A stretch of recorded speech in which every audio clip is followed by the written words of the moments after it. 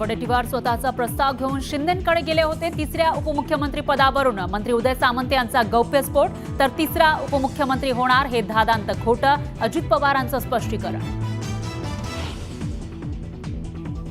संतोष देशमुख हत्याप्रकरणी मुंबईत जन आक्रोश मोर्चा, देशमुख कुटुंबियांसह नेत्यांची उपस्थिती. धनंजय मुंडेंचा आरोपींचा रावणासारखा पोस्टर ठरला चर्चेचा विषय.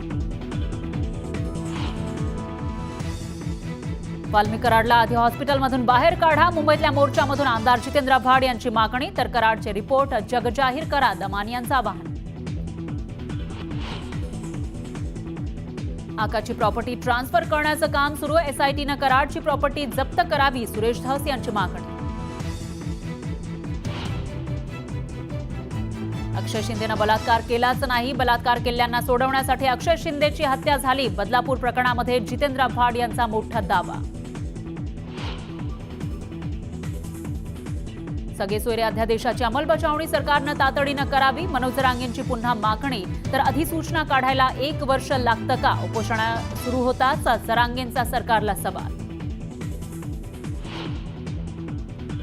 राज्यात एसटीचा प्रवास महागला, एसटी दरवाढीला मंजुरी, एसटीच्या तिकीट दरात 15% वाढ.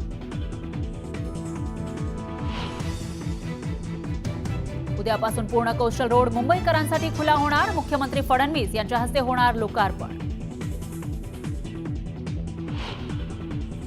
आणि ममता कुलकर्णीला महामंडलेश्वर करण्यावरून वाद, एका स्त्रीला महामंडलेश्वर का केलं, किन्नर महामंडलेश्वर हेमांगी सखियांचा आक्षेप.